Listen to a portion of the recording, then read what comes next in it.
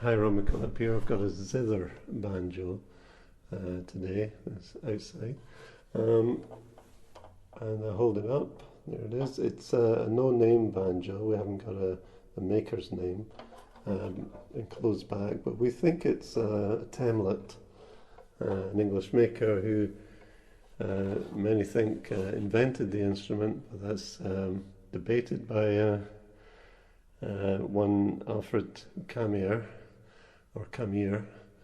from Boston, who came to London with this new invention, the Zither Banjo. So there's a bit of a fight going on about who invented the thing. Certainly Camere promoted it. And for many, though, it seems to be the worst sounding banjo ever made. The worst sounding banjo ever made. That's quite a claim. And it's usually played in the wrong way. If we study the original publications for it, which you'll see, got a few of them here. I'll put better images on the screen.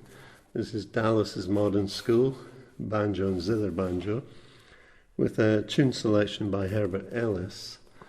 Now, Ellis had his own book. He's got Studies for Banjo or Zither Banjo, and Ellis.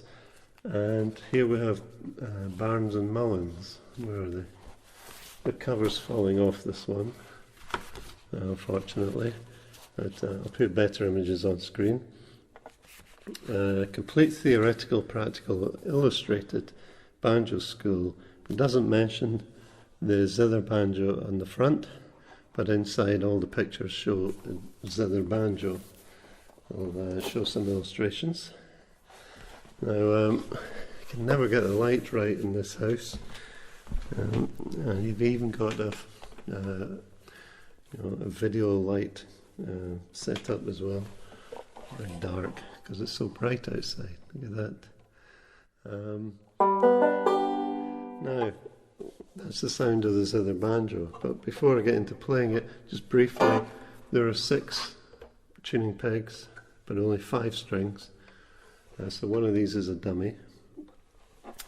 Also, there's usually on a banjo a peg here for the 5th string, and it's not there. There's a hole, and the string goes into the hole, up through the neck, and comes out under here. Now, close up of that.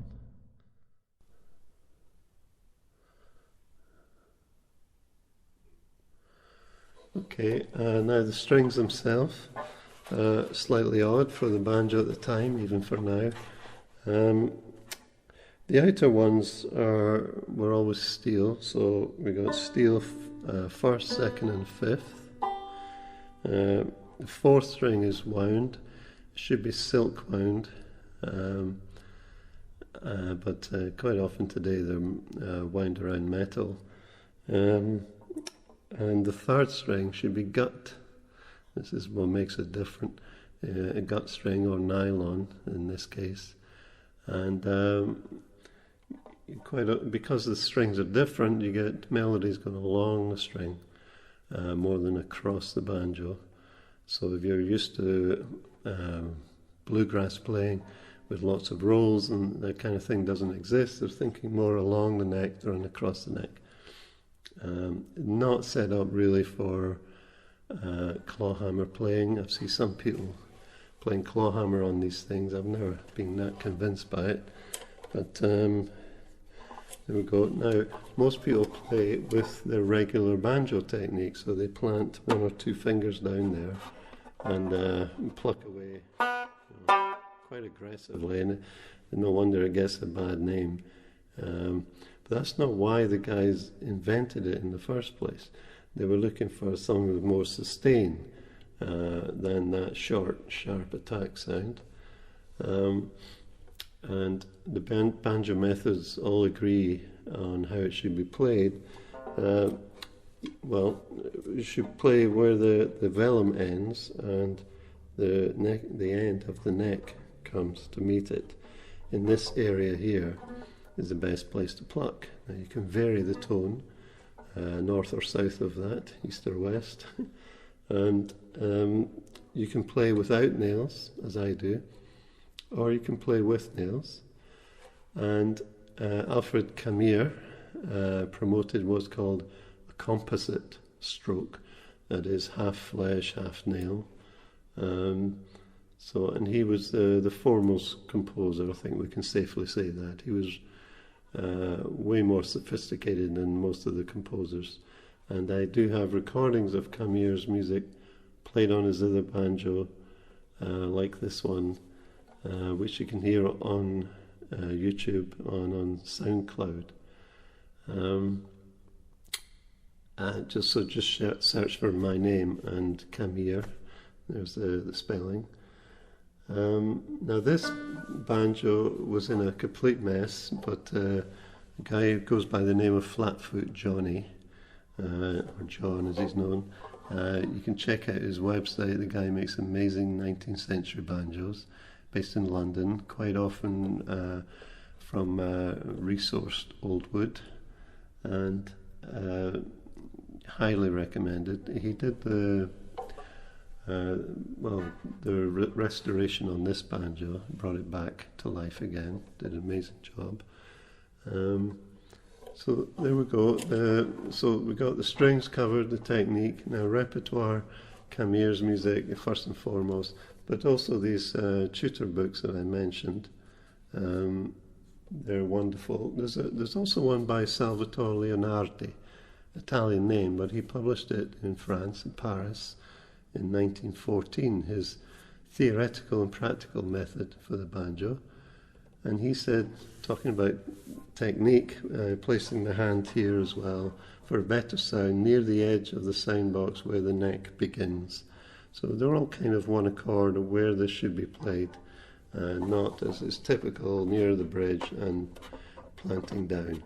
You can have your hand completely free of the instrument when you're playing. You don't need to plant pinky down or any other finger. Sometimes I do this, just habit, from other instruments. Okay, I'm going to play a couple of slightly contrasting pieces. One is from Ellis's Advanced Banjo and Zither Banjo, and it's late 19th century, I think, and it's an operatic arrangement by an aria by Bellini called Beatrice di Tenda, and here we are.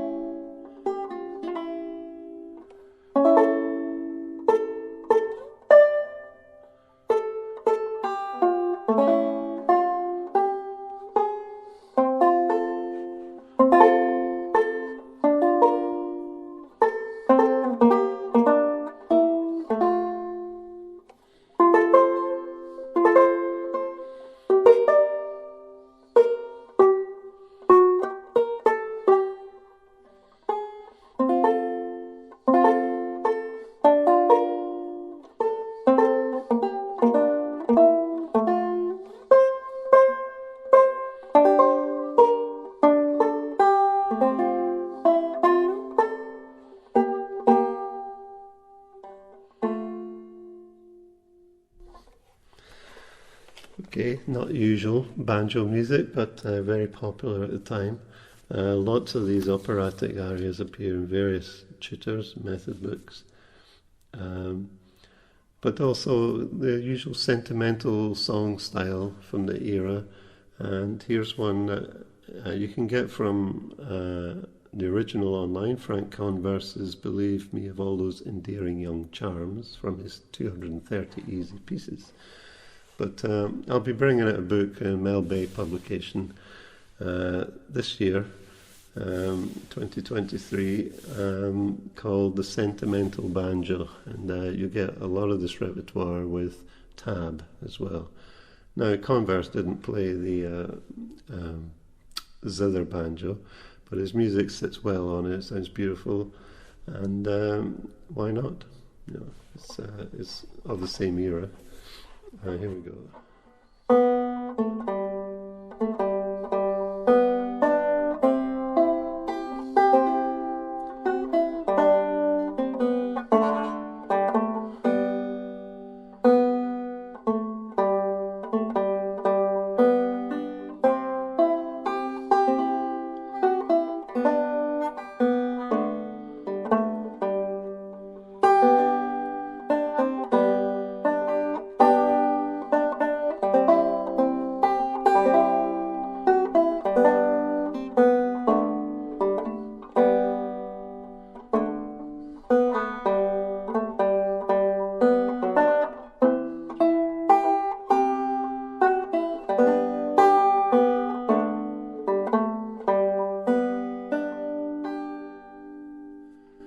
Okay, so there's a little introduction to the Zither Banjo.